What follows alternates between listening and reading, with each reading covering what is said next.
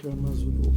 Au nom puissant de Malakima Congo, Malakima Kembo, Mikaya Congo, Isaiah Congo, notre puissant roi qui va bientôt se manifester.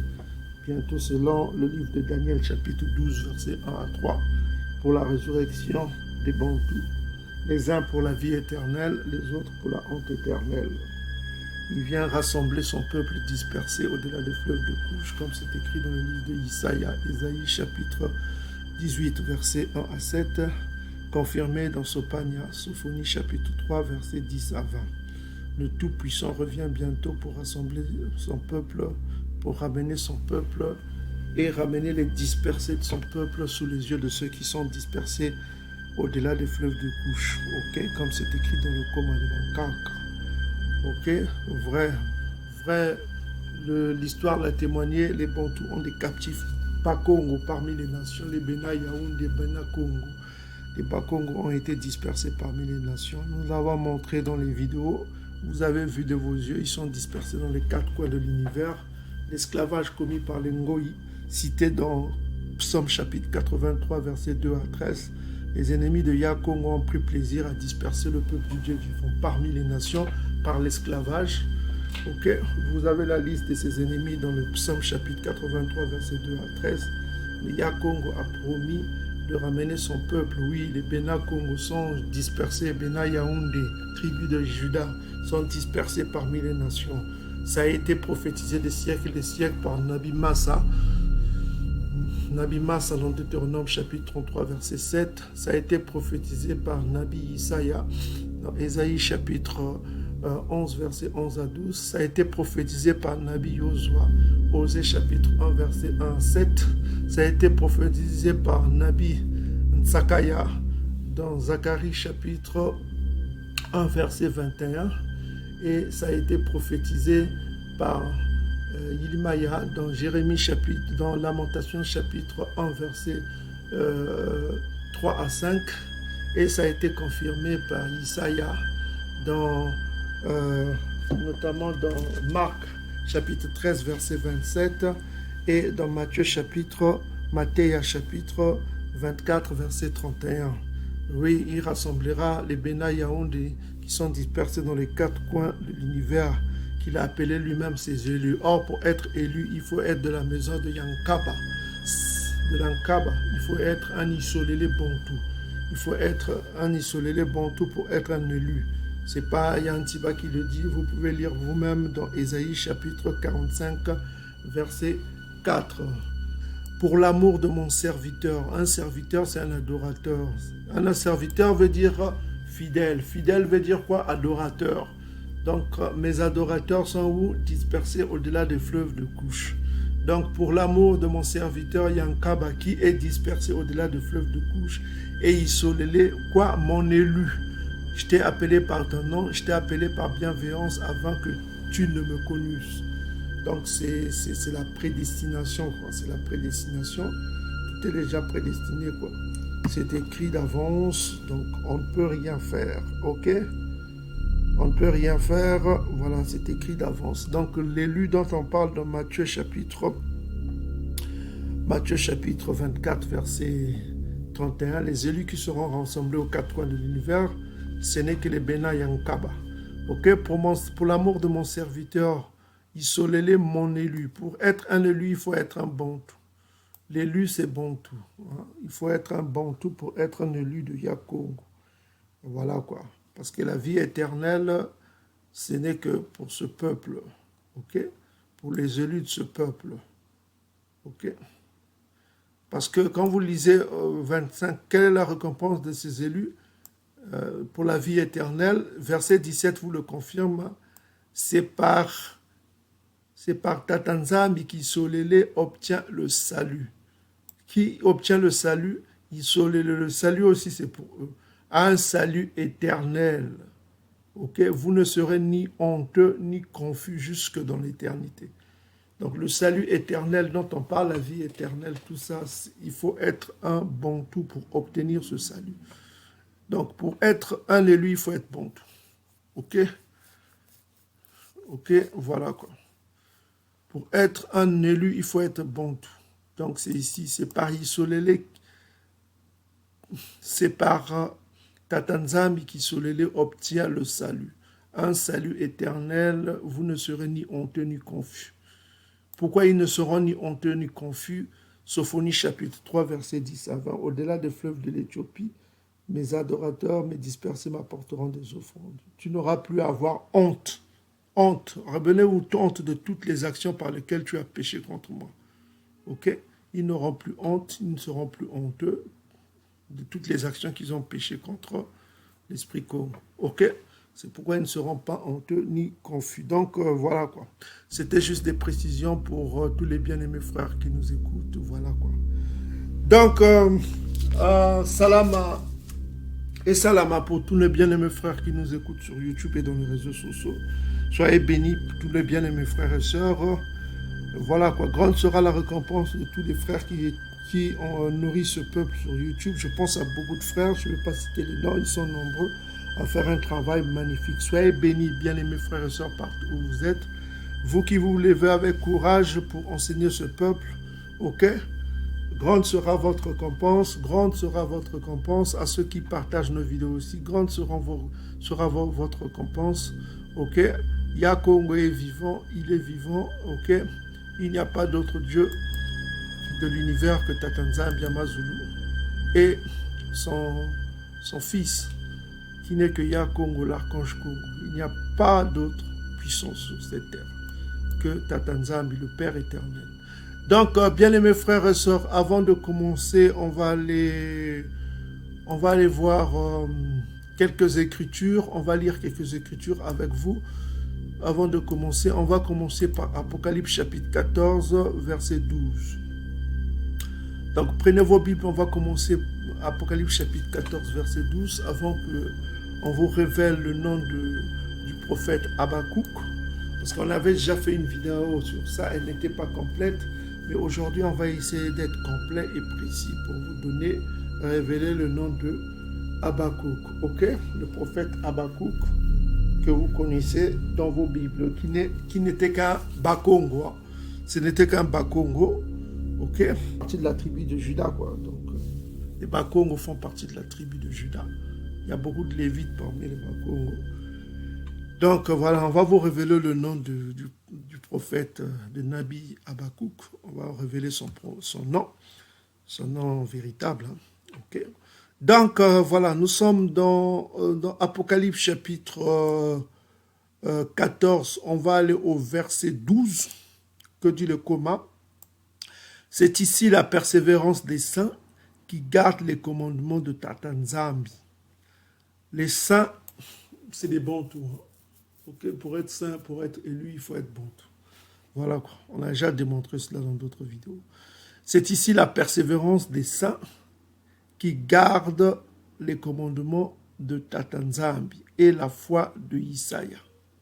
Ok?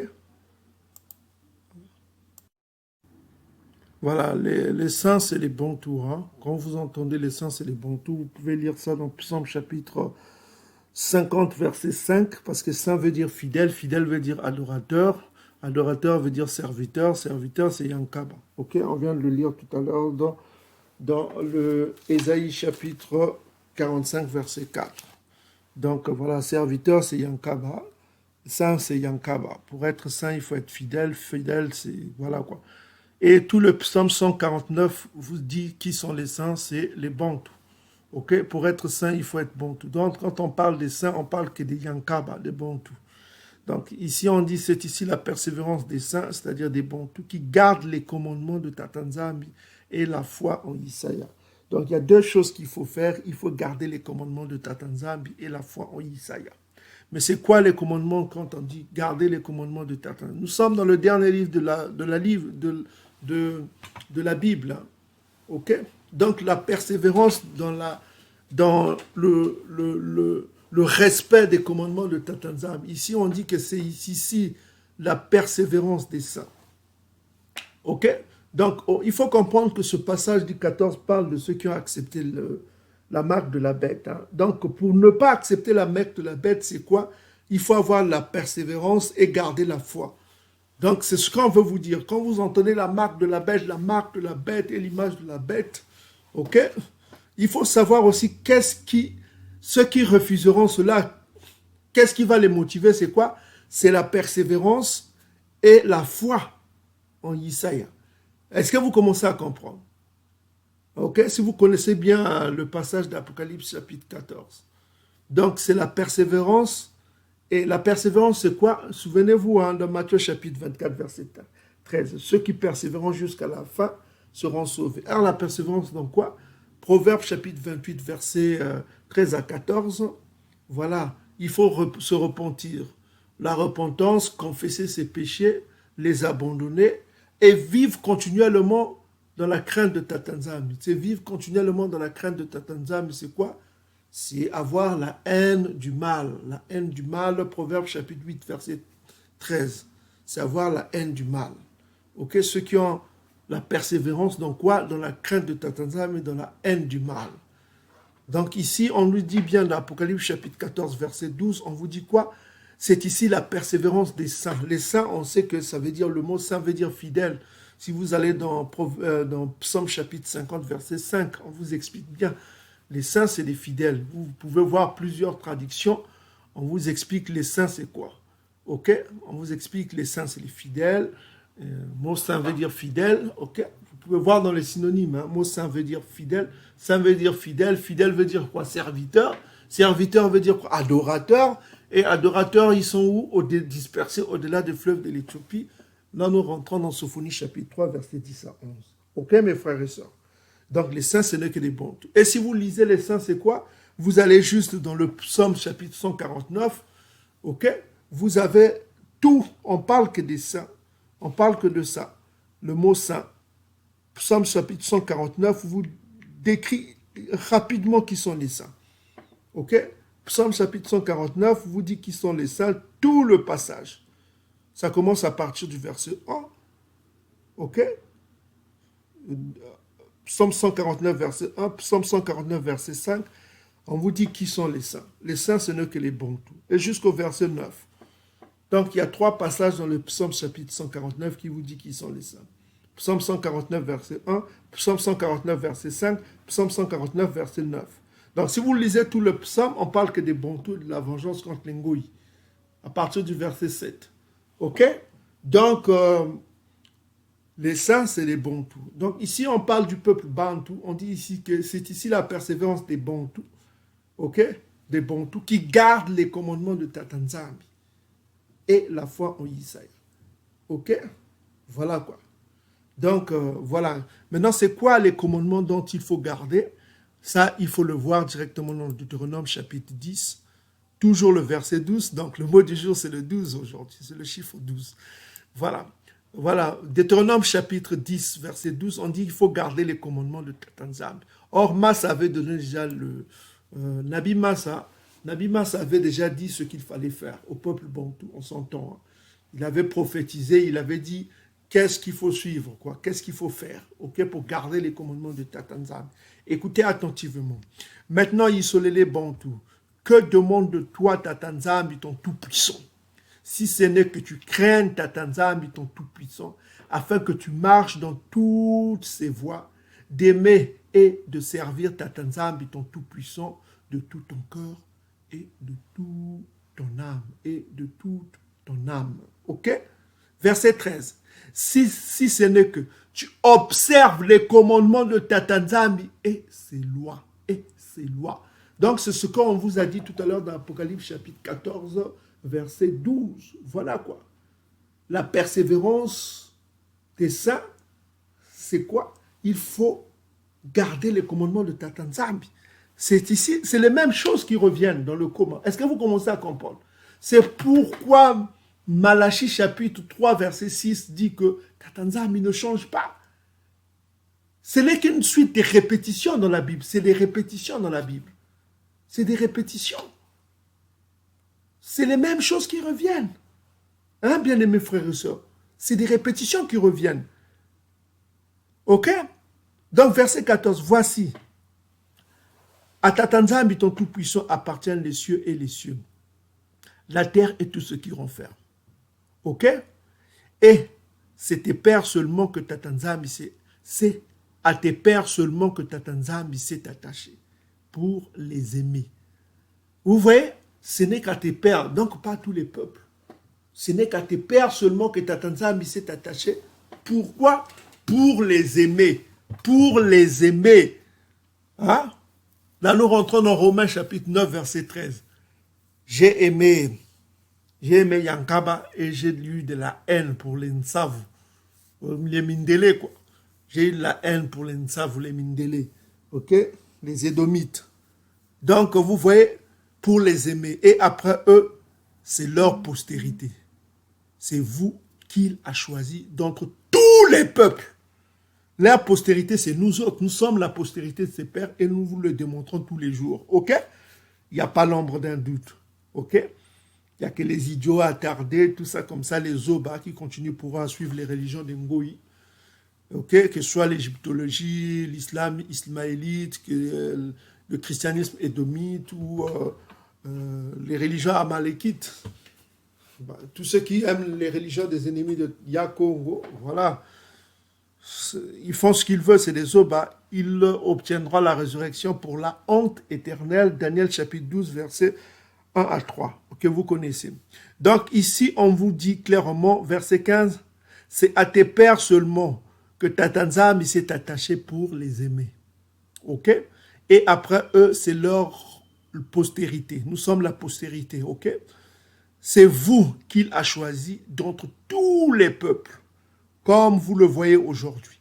Donc c'est nous qu'il a choisi entre tous les peuples. Vous circoncirez donc votre cœur. Circoncire son cœur, c'est dans l'obéissance là. Et vous ne raidirez plus votre cou.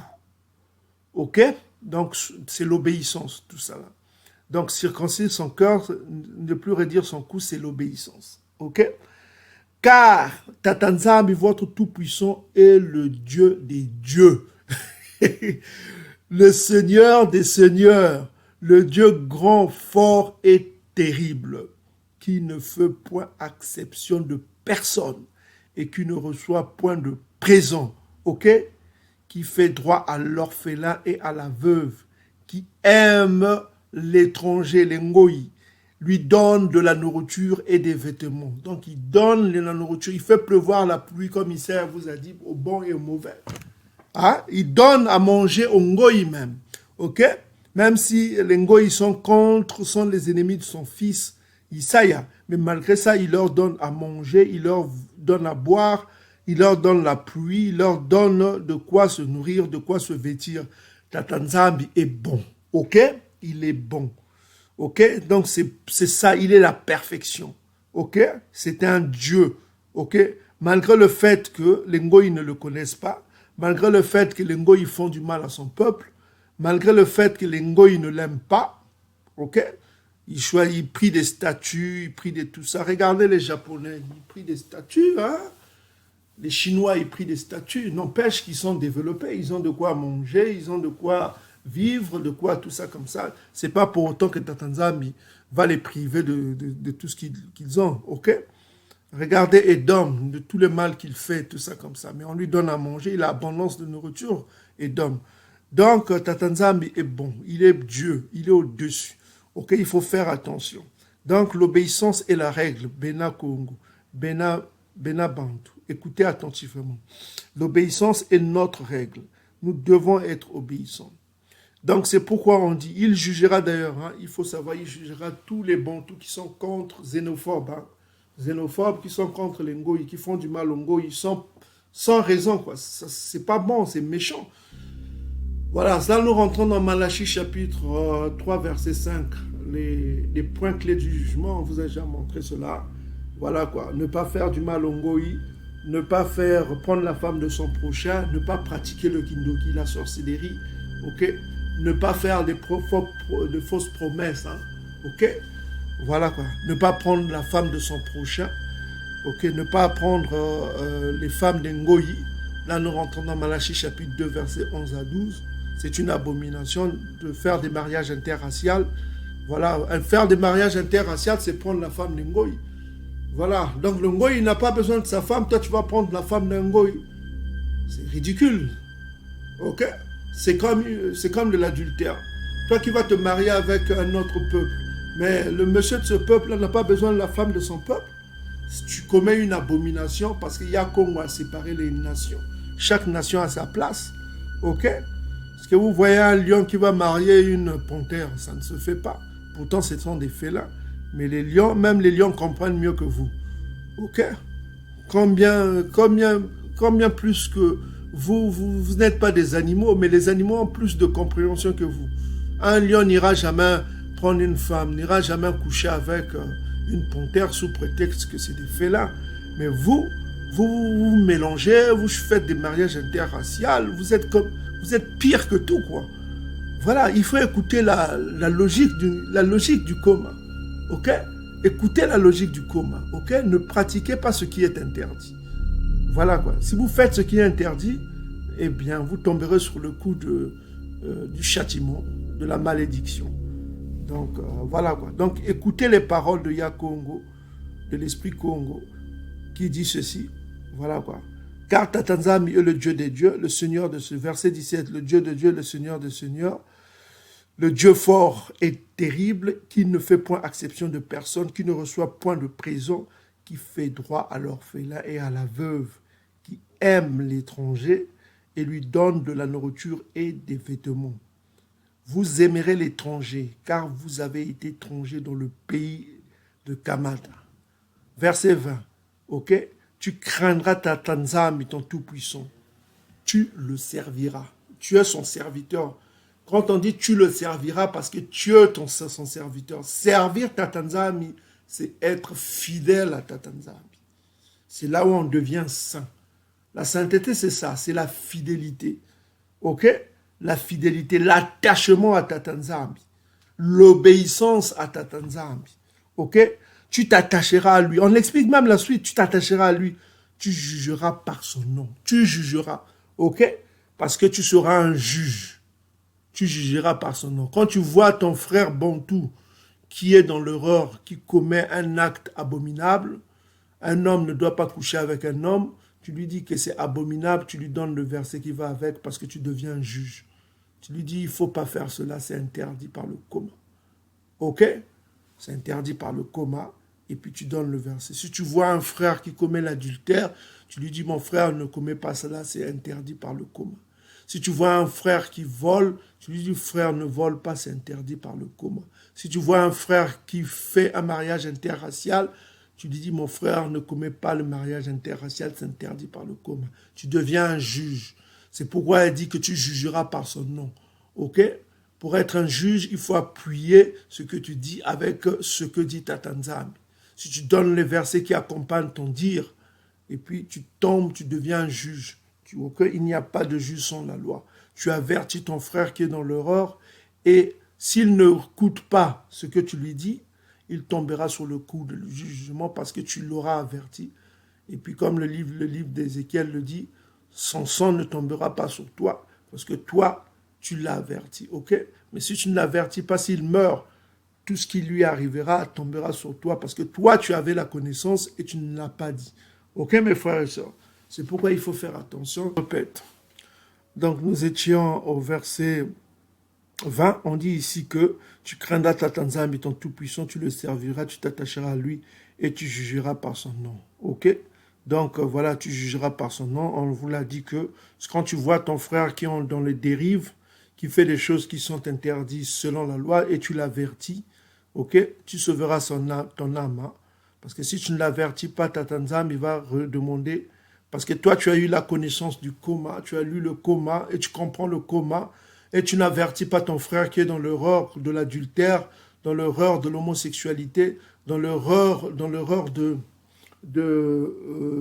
lesbiennage, ta sœur qui est dans le lesbiennage, tu ne l'avertis pas, ta sœur qui est dans les dérives, tu n'avertis pas ton peuple qui vit dans les mariages interraciaux, si tu n'avertis pas cela, Tatanzami va demander ton sang.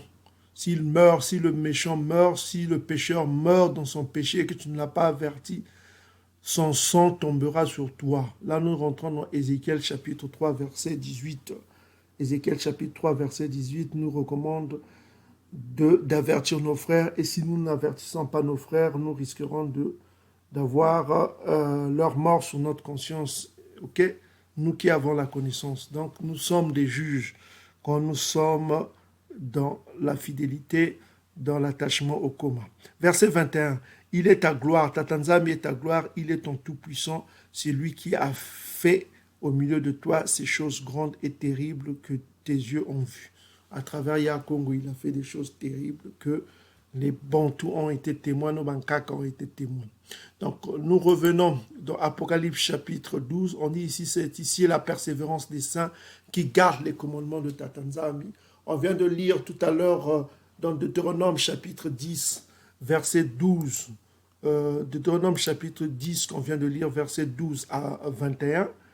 On nous dit que garder les commandements de Tatanzami, c'est quoi? C'est s'attacher à Tatanzami et être fidèle à sa loi, être obéissant. Ok? On vient de le lire tout à l'heure, Deutéronome chapitre 10, verset 12 à 20.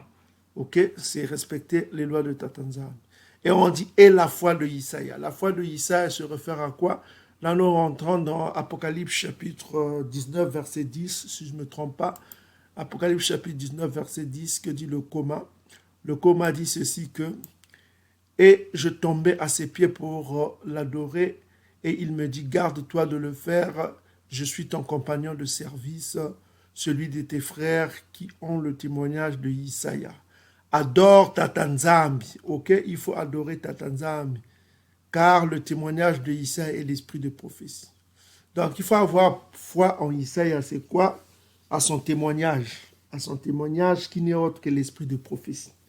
Donc, les témoignages de Isaïa, c'est l'esprit de prophétie. Hein. Donc, toutes les prophéties qui sont là, c'est le témoignage de Isaïa. On ne parle que d'Isaïa.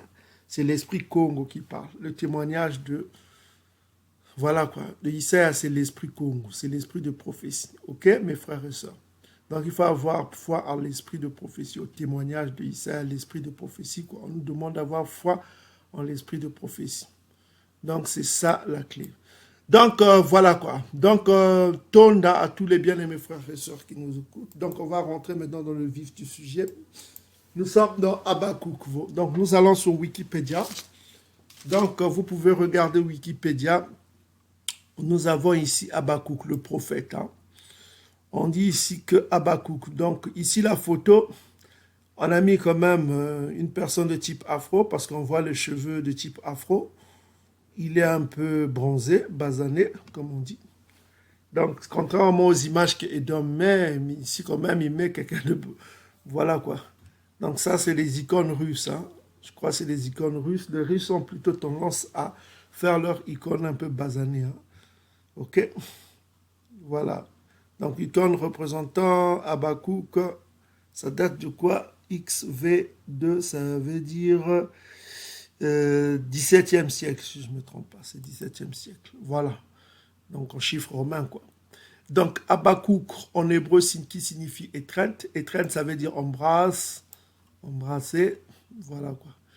Et le 11e des 12 petits prophètes de la Bible. Bon, on vous l'a toujours dit, hein, nous, on ne croit pas aux petits prophètes, on croit qu'il y a des prophètes, quoi. Il est l'auteur des livres du Tanakh ou l'Ancien Testament. Voilà. Biographie, qu'est-ce qu'on dit?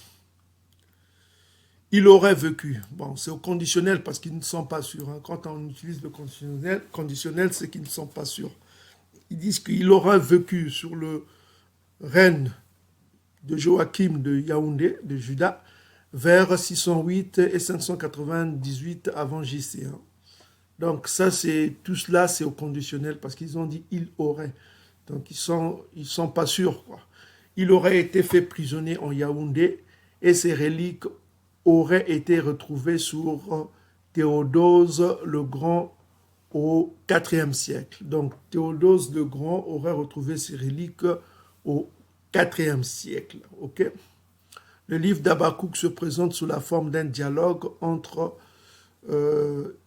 Tatanzami, mais en l'occurrence ici c'est Yakongo, hein, parce que c'est Yakongo qui a recommandé à Ézéchiel, à Habakkuk, et son prophète, perplexe face aux événements et face à l'arrivée annoncée des Babyloniens à Salama, dans le royaume de Yaoundé.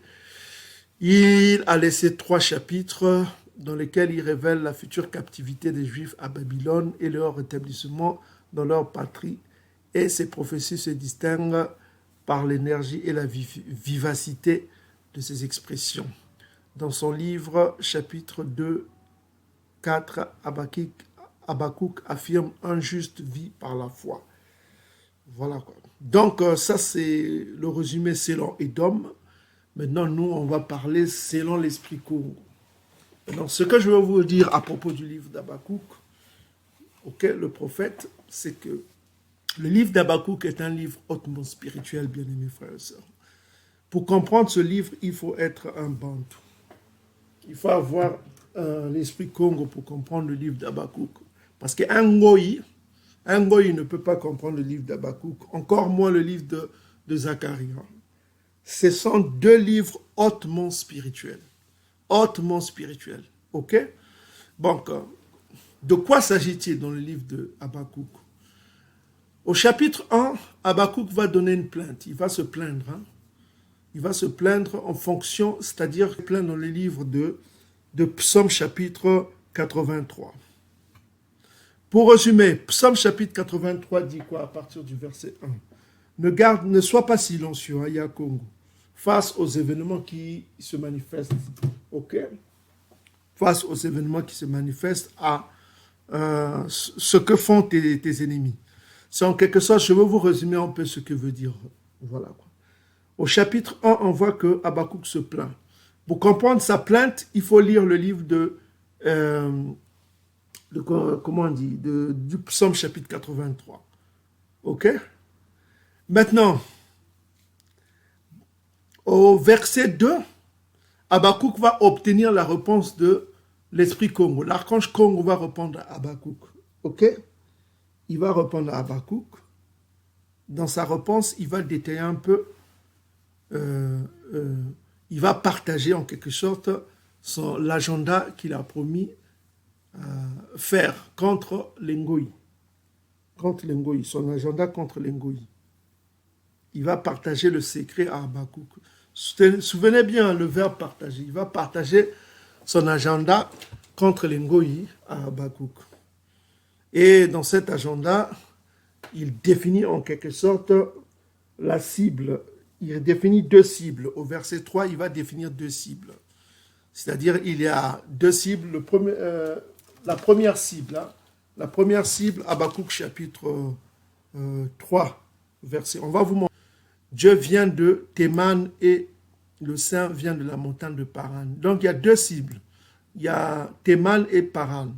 Ce qu'il faut comprendre, c'est que pour comprendre cela, c'est pourquoi je vous ai dit que c'est hautement spirituel. Ok, bien aimés frères et sœurs. Donc, les deux cibles de la colère de Yakongo sont Théman et Paran. Alors, que représente Théman? Théman, pour combien Théman, c'est quoi? C'est la lignée d'Édom. Hein? C'est la lignée d'Édom. Ça, vous pouvez le voir dans Genèse chapitre 36, verset 11, verset 15, verset 34. On parle de Théman. Ok? Donc, vous avez aussi Jérémie chapitre 49, verset 20 qui parle de Théman. Amos chapitre 1, verset 12. Ézéchiel chapitre 25, verset 13. On parle toujours de Théman. Et puis, on dit que Théman, c'est la sagesse d'Édom. Ok? C'est la sagesse d'Édom selon Jérémie chapitre 49, verset 7. Donc, on détaille aussi, on parle de ça, on dit une chose intéressante, c'est que Théman, c'est l'orgueilleux. On définit l'orgueilleux comme le méchant aussi. L'orgueilleux, il est méchant. Au verset 2, on définit en quelque sorte ce qu'ils ont fait. C'est-à-dire que leur orgueil les pousse à dévorer les nations, à tuer des hommes et à accumuler des richesses. Ok? Ils tuent des hommes, ils accumulent des richesses. Voilà quoi. Et beaucoup de peuples ruent vers eux. Ils viennent vers Édom pour chercher de quoi vivre, quoi. Ok? Maintenant, ce qui est important, c'est qu'il faut comprendre, Habakkuk définit deux cibles. On a vu déjà, la première cible, c'est Édom. Et deuxième cible, c'est Paran. Que représente Paran? Paran représente les hommes du désert. Parce qu'il faut savoir, Paran, c'est le désert. Hein? Ça, vous pouvez le voir dans Genèse chapitre 14, verset 16, Nombre chapitre 10, verset 12, et Nombre chapitre 12, verset 16. Paran représente les hommes du désert, les gens du désert. C'est-à-dire c'est le désert, c'est les gens du désert.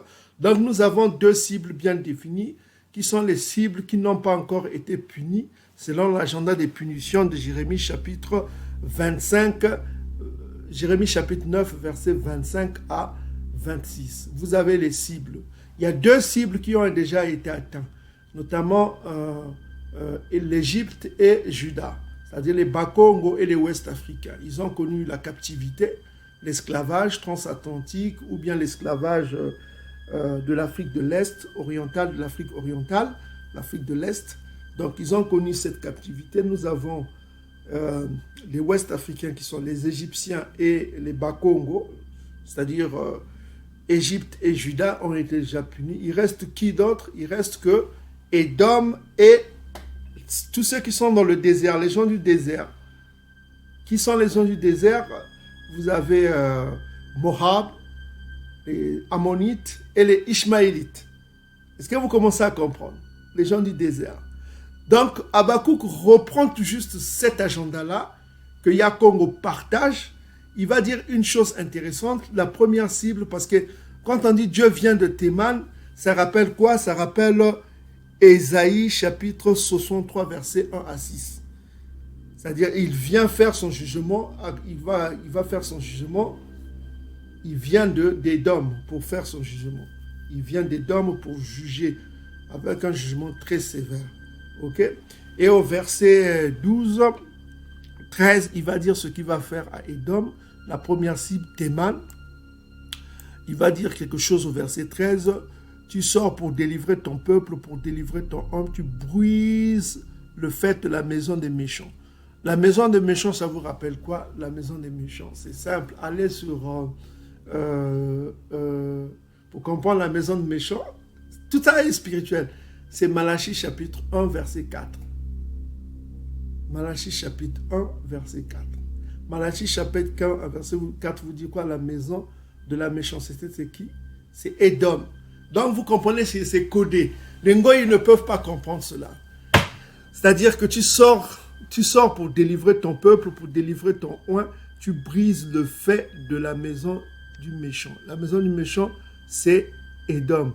Tu la détruis, tu détruis la maison d'Édom de fond en comble, c'est-à-dire de fond en comble. Donc, c'est ça la cible principale. Ok? Voilà quoi, vous pouvez lire la suite chez vous.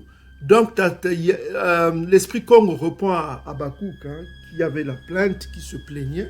Donc, l'esprit Congo dit que, voilà quoi, il va détruire la maison du méchant, quoi. Il va détruire la maison du méchant. Et voilà quoi. Donc, tout cela a été déjà prophétisé aussi. L'esprit Congo a prophétisé tout cela dans le psaume chapitre 37. Psaume chapitre 37, versets 35 à 36. A expliqué. Donc, quand vous lisez le psaume chapitre 37, vous voyez que ça épouse la réponse que l'archange Congo a donnée à Habakkuk, le prophète, à Habakkuk. Donc, Habakkuk s'est plaint du silence de Tatanzambi.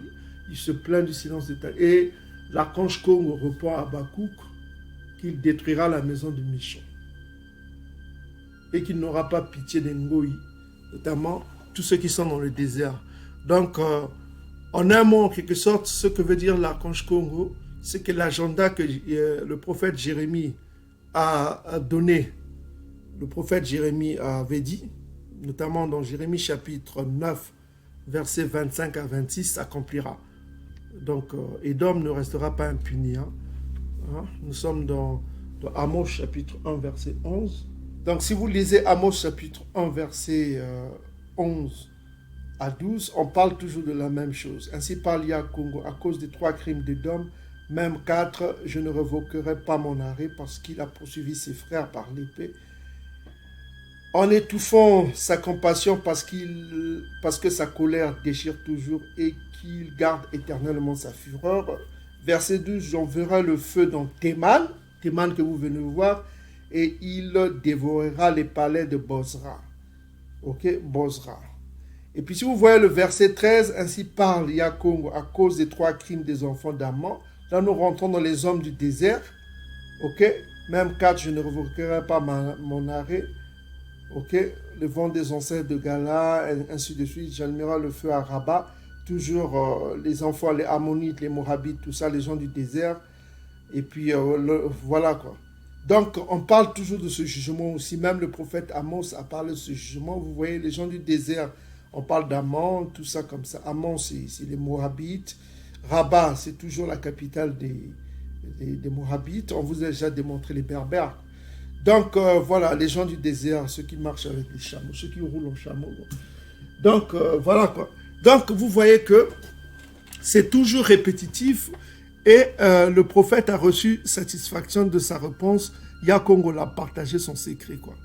Donc c'est un livre très hautement spirituel que les Ngoïs ne peuvent pas comprendre. Pour comprendre cela, il faut être hautement spirituel, ok, pour comprendre le livre de Habakkuk. Donc ça contredit le résumé dans Wikipédia. Ils n'ont pas compris quoi. Ils ont parlé de Babylone, tout ça. Ils n'ont pas compris. Les Ngoïs, ils ne comprennent pas. Les biblistes, tout ça, les commentaires biblistes ne comprennent pas ce livre parce que c'est hautement spirituel. C'est hautement spirituel, comme je vous ai résumé cela. Donc la maison du méchant sera détruite. Et comme je vous l'ai dit, pour comprendre ce livre, il faut comprendre aussi le psaume chapitre. Il faut comprendre 2 psaumes. Le psaume chapitre 83 pour la plainte, comprendre la plainte de Habakkuk et la réponse de Yakongo. Pour comprendre cela, il faut lire le psaume chapitre 37. Donc on va aller rapidement au psaume chapitre 37. Hein. Okay. On va aller rapidement au psaume chapitre 37 pour voir que voilà ce que Yakongo a dit dans Habakkuk chapitre 3 verset 13 s'accomplira. Psaume chapitre 37, vous allez au verset 35. Voilà. Regardez attentivement. Vous voyez, le méchant c'est Édom. Hein, selon Malachie chapitre 1 verset 4. Verset 4. Malachie chapitre 1 verset 4. La maison du méchant c'est Édom. Ok. Maintenant, regardez ce qu'on dit, ce que l'Esprit Congo dit ici dans le psaume chapitre 34, 37, verset 35. Regardez attentivement. C'est beau, hein, le coma. Regardez l'esprit de prophétie dans Apocalypse chapitre 19 à 10 à dit. Hein, la foi en Isaïe, c'est la foi en son témoignage qui n'est autre que l'esprit de prophétie. Quand on parle de témoignage, on sait que ce sont ses serviteurs qui sont les témoins. Donc nous qui sommes les serviteurs de l'archange Congo, donc nous sommes ses témoins, on témoigne de cela. Regardez, lisez attentivement, écoutez le coma de Bangkok. J'ai vu le méchant dans toute sa puissance. Donc le méchant dans sa puissance, ça c'est sur la fin de temps. Qui va régner le méchant dans sa puissance? C'est Édom, dans sa puissance. Il s'étendait comme un arbre verdoyant, c'est-à-dire sa puissance s'étendait comme un arbre verdoyant. Donc c'est lui qui occupe les mers avec ses porte-avions partout. Ok? Il a des porte-avions partout dans les mers, même les mers de Chine. Même la Chine se plaint. Hein. Que fait Édom sur mes rives? Il est là, Édom. Il est dans toutes les mers, océan Atlantique, océan Indien, toutes les mers. Donc il s'étend là comme du verdoyant. Vous comprenez? Édom a des bases militaires, comme les Romains avaient des bases militaires partout dans le monde. Il a des bases militaires partout dans le monde. Que ce soit en Asie, il a des bases militaires partout. Il a mis ses bases militaires. Donc ici, l'Esprit Congo voit, il dit ceci: j'ai vu le méchant dans toute sa puissance. Il s'étendait comme un arbre verdoyant. Ok? Maintenant, écoutez la suite. Il a passé. Et voici, il n'est plus. Point, virgule. Point, virgule rappelle pourquoi il n'est plus.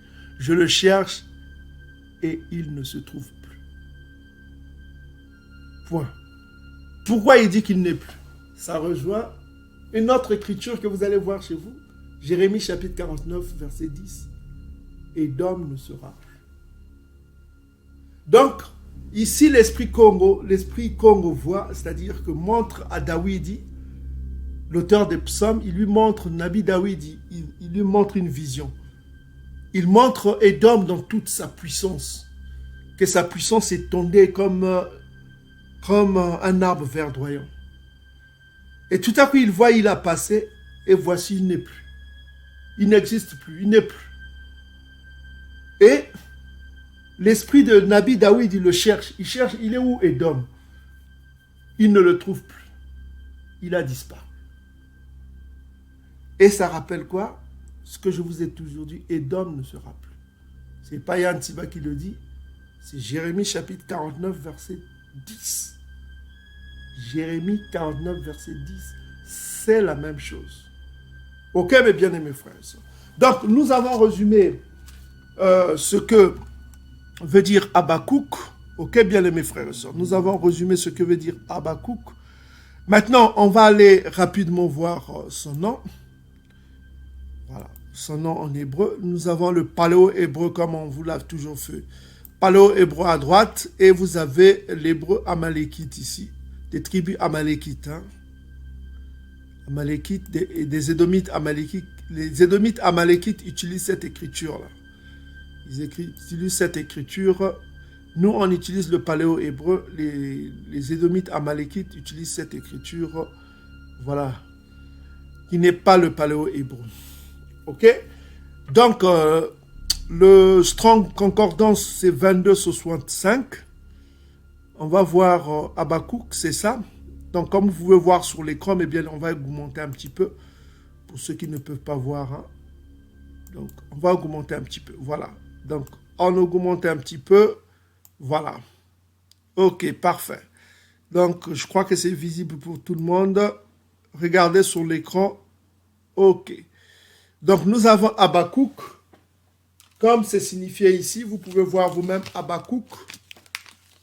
Ok.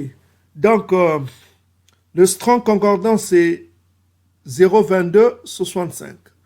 Donc, comme on vous a toujours dit, vous allez dans l'UR biblique ou bien dans d'autres sites hein, de référence de concordance biblique, vous tapez 2265, ok, vous trouverez Habakkuk. Donc, la première lettre d'Habakkuk, c'est le Het. Le Het a le son du H, ça peut avoir le son du H, mais c'est souvent avec le son du K. Le K fort. Hein. Comme on dit Congo. Ok? Donc vous avez le Het qui est très fort. Le Het,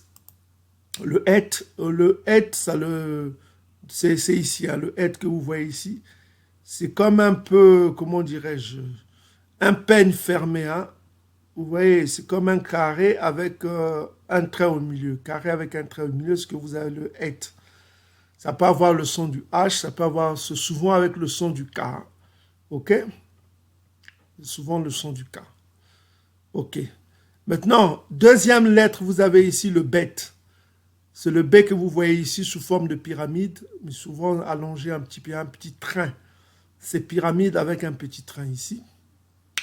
Ok? Le Bet. Et puis, troisième lettre, vous avez ce qu'on appelle le Kof. Le Kof, c'est le Q. Hein? C'est comme le Q en français, mais ça a la forme du K aussi. C'est comme le Het, ça a la forme du K. Ça a le son du K, hein? Le son plutôt du K. Le son du Q ou du K. Du K. Maintenant, la quatrième lettre, vous avez le Vav. Vous connaissez le Vav. Hein? Le Vav a deux sons, le O, le U. Ça peut avoir le son du W, le son du V. Hein? Dans certaines circonstances. Donc, ça donne le son O ou U. Ça peut donner le son du W ou du V. Hein? C'est le Vav. On vous a déjà montré le Vav. OK? Maintenant, la consonne finale que vous avez, c'est le Kof. Le Kof, c'est le Q à la fin. Donc, cette consonne finale, on ne va pas le prononcer. Maintenant, comment on prononce le nom? On prononce Kabaku. Kabaku. D'ailleurs, Edom a bien prononcé cela ici. Si vous voyez phonétique, Kabaku. Et si nous allons dans Blue Letter 2265, c'est toujours là. 2265, prononciation, vous avez Kabaku. Et ils prononcent Kabakuk. Ils utilisent la consonne finale là, mais nous, les Congos, on ne prononce pas en paléo-hébreu. On ne prononce pas la consonne finale. C'est comme avec Maï. On prononce Maïm, mais on prononce Maïm, on écrit Maïm, on prononce Maï pour dire l'eau. Maï, ça veut dire l'eau, en lingala. Donc voilà. Maintenant qu'on a vu ça, ce qu'il faut comprendre, on va chercher la racine de ce mot. Ok, l'origine. L'origine, ça veut dire étymologie, c'est la racine qui va nous donner la connaissance pour comprendre ce mot.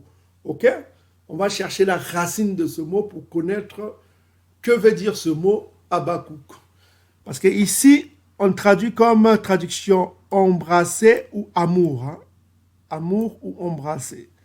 Amour. Retenez bien amour, embrasser. Embrasser, amour.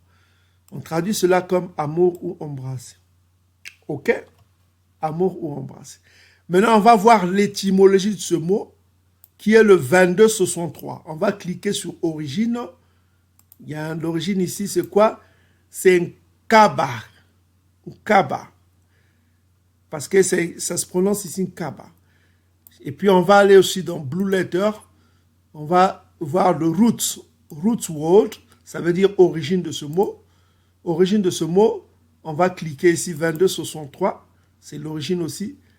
C'est toujours Kaba. Mais eux, ils prononcent Kabak. Kabak. Donc nous avons quoi? Donc Kaba ici. Kaba. Kabak. Eux, ils prononcent Kabak, mais nous, on ne prononce pas la consonne finale. Hein. Comme on vous a dit, la consonne finale en paléo-hébreu est souvent sourde. Est souvent sourde, pas forcément. Dans d'autres circonstances, ça se prononce. On vous a montré des exceptions, on continuera à vous montrer des exceptions. Donc ici notamment, vous avez Kaba, Kaba qui veut dire embrasser ou croiser, ok, ou étreindre. Étreindre, c'est prendre entre les bras, quoi. Étreindre entre les bras, embrasser, étreindre entre les bras. Ok? Voilà. Donc Kaba, ça se prononce Kaba. Kabak. Eux, ils prononcent Kabak, mais comme la consonne finale ne se prononce pas, on va prononcer ça Kaba. Est-ce que vous commencez à comprendre bien, mes frères? Donc, nous avons un mot ici qui se prononce Kaba. Donc, ça sera un Kaba. Kaba qui se traduit quoi? Embrasser ou croiser. Ça se traduit embrasser ou croiser. Hein, mes bien-aimés frères et sœurs.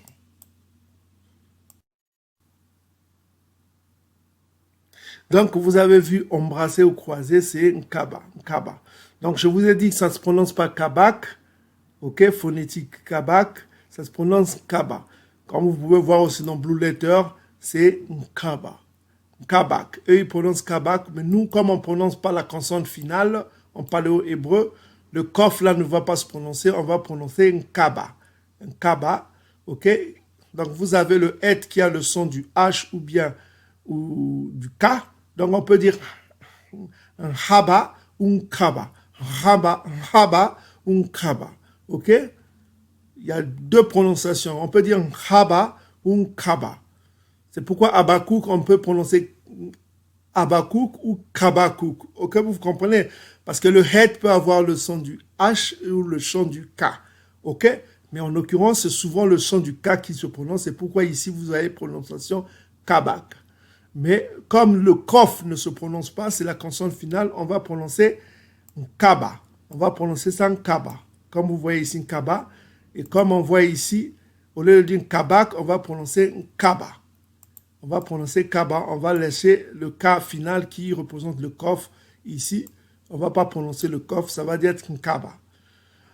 Maintenant, que veut dire kaba en langue kikongo? Il y a plusieurs définitions d'un kaba en langue kikongo. On a déjà vu d'ailleurs avec le nom de Jacob, un kaba. Mais un kaba peut avoir un autre sens. On va aller donc dans le dictionnaire kikongo pour voir est-ce qu'on peut avoir le même sens avec le peuple que les jésuites catholiques ont confirmé que c'est eux, le peuple du Dieu vivant, qui parle le paléo-hébreu, le paléo-latin et le paléo-grec qui n'est autre que le kouani. Ok?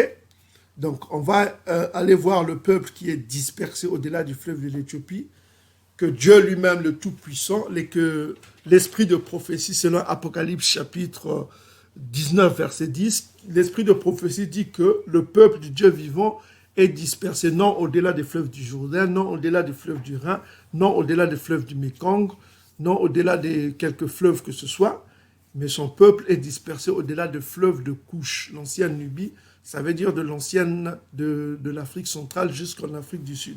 Donc on va aller au-delà des fleuves de l'Éthiopie, c'est-à-dire en Afrique centrale, de l'Afrique centrale jusqu'en Afrique du Sud. On va spécifiquement s'attacher au peuple de Bena Yaoundé, qu'on a démontré qu'ils sont les fils de Yaoundé, c'est-à-dire les tribus du Sud, là où étaient dispersés les Lévites.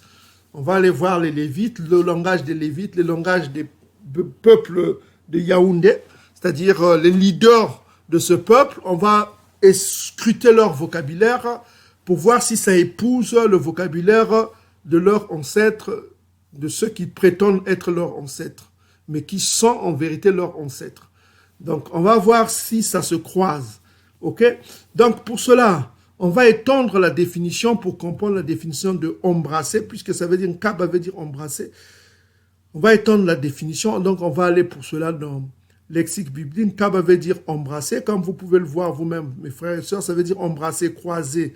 Ça veut dire étreindre, ça veut dire prendre entre ses bras, étreindre, embrasser, croiser. Donc, on va étendre la définition pour voir qu'est-ce qu'on trouve comme définition. Donc, vous avez embrasser qui veut dire accepter, qui veut dire étreindre. Étreindre, ça veut dire prendre ses bécotés, enserrer. Ça veut dire aussi partager. OK? Embrasser veut dire partager, inclure. Donc, on va aller dans le dictionnaire Congo. Est-ce qu'on va trouver ces mêmes définitions? Donc, voici le dictionnaire Congo. Vous avez vous-même le dictionnaire Congo sur votre page. Vous pouvez voir le lien de description. Le lien de description, vous avez le lien pour télécharger le dictionnaire Congo. Vous avez un lien. Vous allez dans notre description, vous avez des liens pour télécharger soit le livre de Abbé Proyard qui confirme que nous sommes le peuple qui parle le paléo-hébreu. Vous pouvez télécharger aussi. Nous avons le lien de téléchargement. Vous pouvez aussi télécharger le dictionnaire Congo que voici en fichier PDF. OK? Vous téléchargez chez vous avant que Edom fasse quelque chose de mauvais. Hein. On ne sait jamais avec Edom. Edom ne veut pas que la vérité se répande. Donc, Nkaba veut dire quoi? Partager. Vous pouvez voir vous-même en Kikongo, Nkaba. Nkaba veut dire partager, diviser, sectionner, distribuer, donner, faire cadeau. Okay? C'est des actes d'amour. Hein? Parce qu'il faut savoir que Nkaba veut dire amour, comme on vient de le définir. Ça veut dire embrasser. Voilà quoi. Ici, en l'occurrence, ça veut dire partager. C'est des actes d'amour. Hein? Partager, donner, c'est des actes d'amour. OK? Donc, partager. Ce qui nous intéresse, c'est partager. Kaba veut dire partager. Kaba veut dire partager. Est-ce que embrasser veut dire partager? On va aller dans le dictionnaire des synonymes pour étendre la définition de kaba en hébreu. Vous avez embrasser qui veut dire partager. Regardez vous-même. Yann Tiba n'invente rien. Vous allez dans synonyme.fr. Vous trouverez tous les synonymes. Hein. Donc, synonyme embrasser veut dire quoi? Ça veut dire partager. Congo! Oh, gloire au Tout-Puissant. Gloire au Tout-Puissant. Vous voyez vous-même, Yann Tiba n'invente rien. Je n'invente rien, ce n'est que la vérité. Ce n'est que la vérité. OK? Vous ne pouvez rien faire contre la vérité. Vous ne pouvez faire que pour la vérité. C'est impossible. Impossible de combattre la vérité. Parce que la vérité,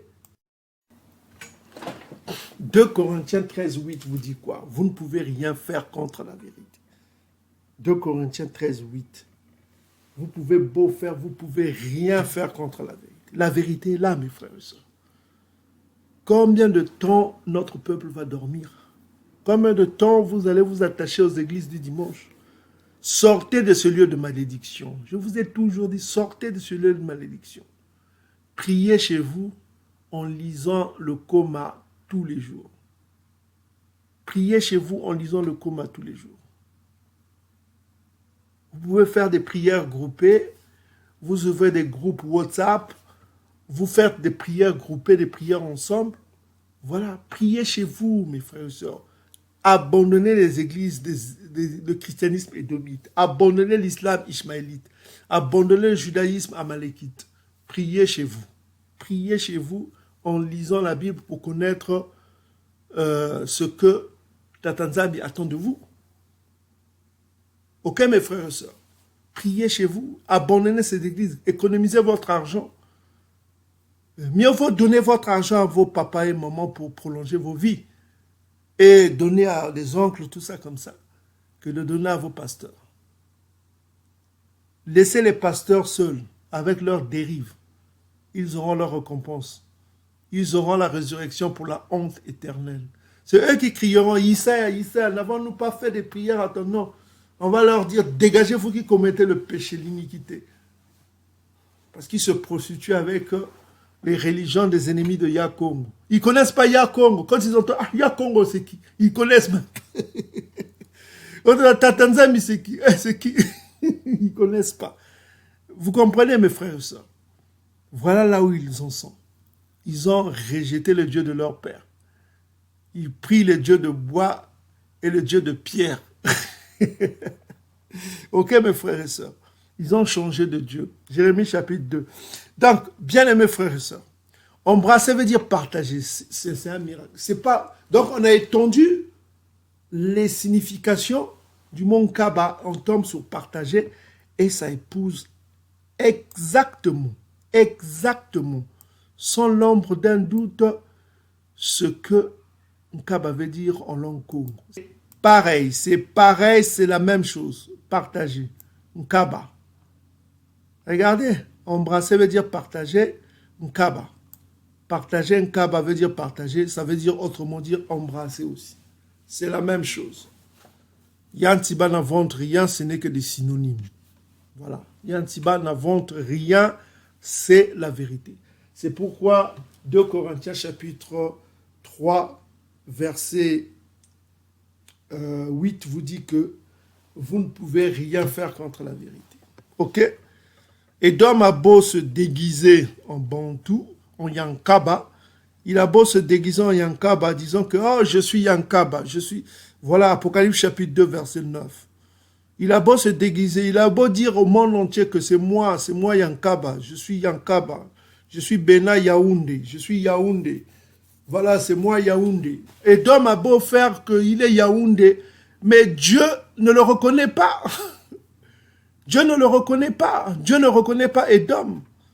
Il a beau crier, il a beau se convertir, il a beau faire ce qu'il veut, mais Apocalypse chapitre 2, verset, l'esprit de prophétie, comme il vient de le dire dans Apocalypse chapitre 19, verset 10, l'esprit de prophétie dit que Edom ment. Apocalypse chapitre 3, verset 9, Edom ment en cherchant à se déguiser en Yaoundé. Parce que Yankaba s'est déguisé en Edom dans Genèse chapitre, dans le livre de la Genèse.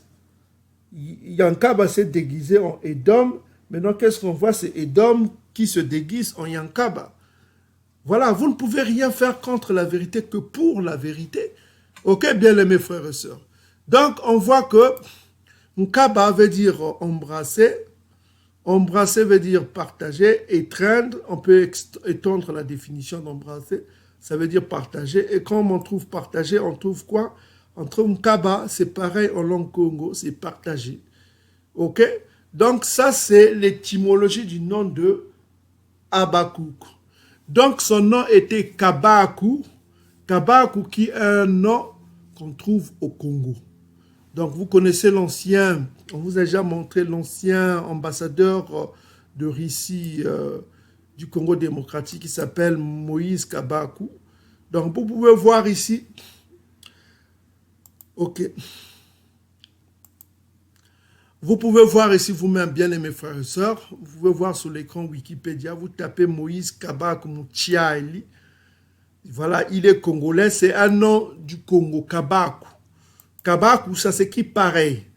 Ce n'est pas Kabakouk avec le Q à la fin, le kof. Mais vous voyez que le kof ne se prononce pas, donc il est resté Kabaku. Moïse Kabaku Mouchiali. Donc c'est un nom qu'on trouve au-delà des fleuves de l'Éthiopie. C'est le nom qu'on trouve au-delà des fleuves de l'Éthiopie. Là, vous pouvez voir le frère ici. qui est un Bantou. Voilà quoi.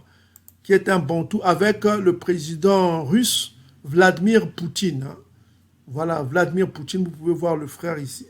Voilà, donc le prophète Yakongo a partagé son agenda au prophète, a partagé un dialogue avec le prophète, et c'est ce qui s'est passé. Donc, voilà quoi. Donc, bien aimés frères et sœurs, Kabakou, comme vous voyez le voir ici, Kabakou, ça se prononce Kabakou, qui vient de Kaba, Kaba qui veut dire embrasser, par extension partager, parce que embrasser veut dire partager. Or, partager en langue Congo, ça veut dire aussi Kaba. C'est la même chose, ça se prononce pareil, mais sauf le kof à la fin, le kof ne se prononce pas à la fin. La consonne finale, qui est le kof, ne se prononce pas. Donc, voilà, Kaba veut dire partager. Kaba veut dire partager, hein, ça veut dire Kaba. Kaba veut dire partager, diviser, sanctionner, distribuer, donner, faire cadeau. Voilà, c'est un autre faire cadeau. Voilà quoi.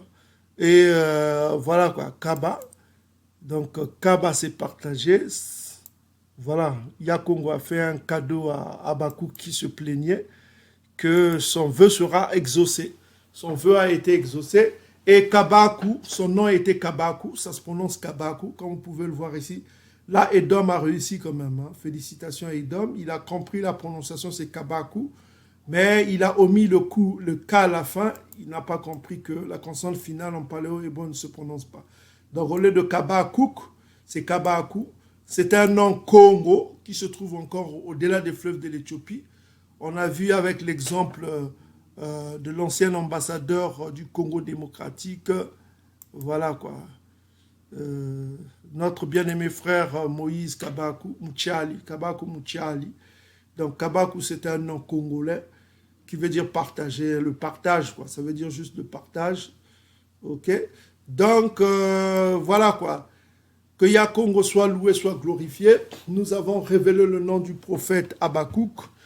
Donc, bien-aimés frères et sœurs, si vous avez un garçon, un enfant, appelez-le selon nos pères Kabakou. Ne l'appelez pas Abakouk.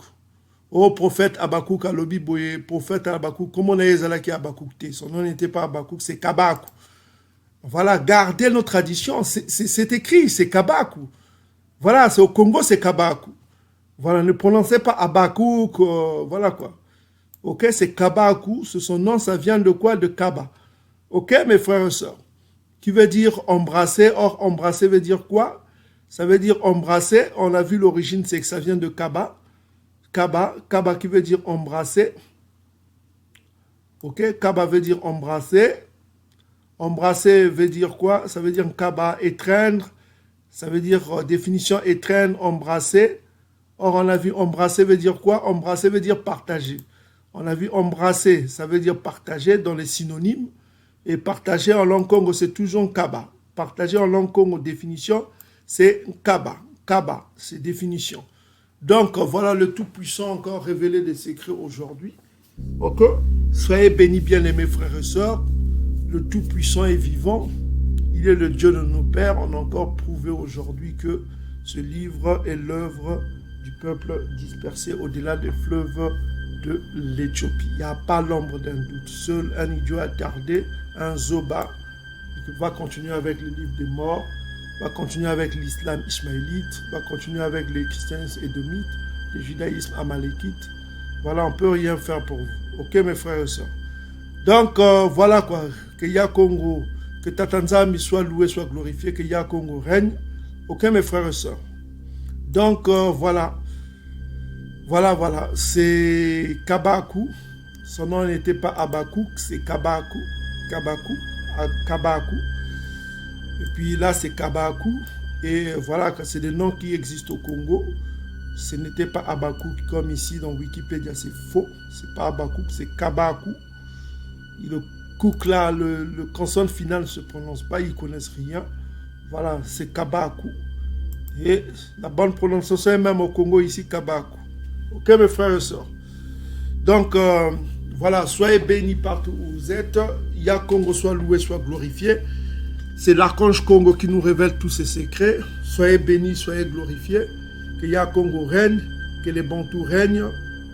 Nous sommes le peuple du Dieu vivant et nous avons des droits et des devoirs, d'être obéissant à Tata Nzambi et de l'aimer comme nous vous l'avons dit dans Deutéronome chapitre 10, versets 12 à 21. Soyez bénis, peuple bantou, partout où vous êtes, que Ya Congo règne et que les 144 000 bantous règnent avec lui et que les bantous règnent.